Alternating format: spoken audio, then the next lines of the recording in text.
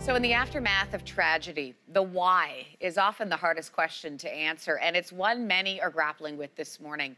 It is a question that led our next guest on an international quest for understanding.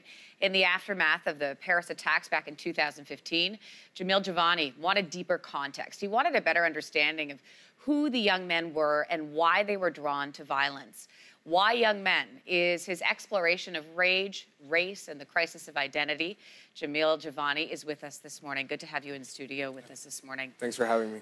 This book is very personal. And the day this book was published, you also shared even more personal news.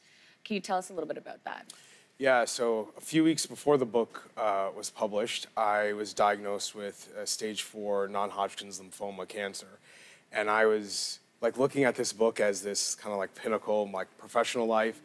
And it was tough to kind of get that, sucker punch in the gut to find out how sick I am. And the process of kind of grappling with that news has been kind of like one of the central themes of the book, which is that life is unfair and it's tough sometimes. And you have to kind of accept that and focus on what are you going to do about that? How are you going to handle it? Are you going to let that change your morals, change your outlook on life, drag you down into negativity, or are you going to try your best to look at the world in a positive and constructive way and try to, make the most out of your situation? And really allow yourself time to feel, because I've heard you say, in the aftermath of the van attack in Toronto, sometimes we don't allow ourselves to be in that moment of feeling sad because we automatically need to ask the question why. We need some reasoning or understanding to wrap our head around something. Exactly. We're looking for a way to make sense of why things happen the way they do.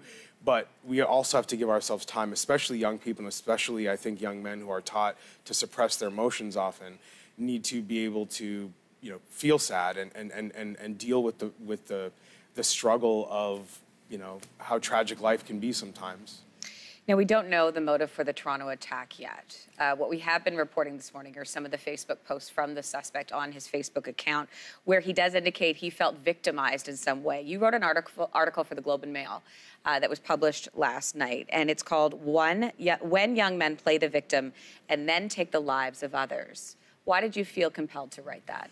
Well, I think regardless of what we find out about this attack and its motivations, at the core of it is a young man who considered himself so victimized by our society that he could indiscriminately become violent against us and kill innocent people he didn't know. That is a common thread in how a lot of violence occurs in our society, whether it's terror attacks or gang violence. It is young men who see themselves as justified in hurting others because of how much of a victim they see themselves to be.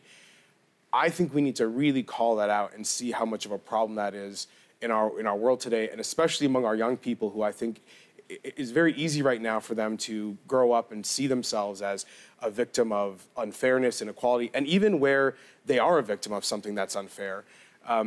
There are too many ideologies right now that allow young people to turn that personal dissatisfaction into anger and hatred toward the world. And this is something you experienced as a younger man yourself. Yes. Feeling that sense of being a victim. There's a pivotal moment you write in the book when you're deciding whether or not to buy a gun.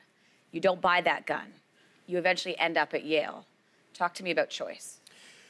Well, in that case, it was really recognizing that the consequences of buying that gun, of crossing that line toward a life of, criminality and violence that I had fantasized about as a kid, wanting to be a gangster like the rappers that I looked up to, I had to decide, how is that going to affect others? And I thought, this is going to affect my mom. This is going to affect how she looks at me. I might lose her out of my life entirely.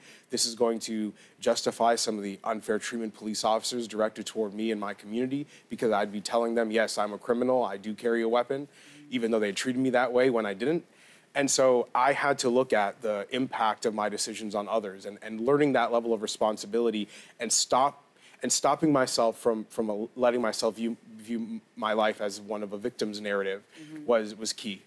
Jamil, we appreciate your time this morning. Congratulations on the book, and good luck to you. Thank you very much. I appreciate it.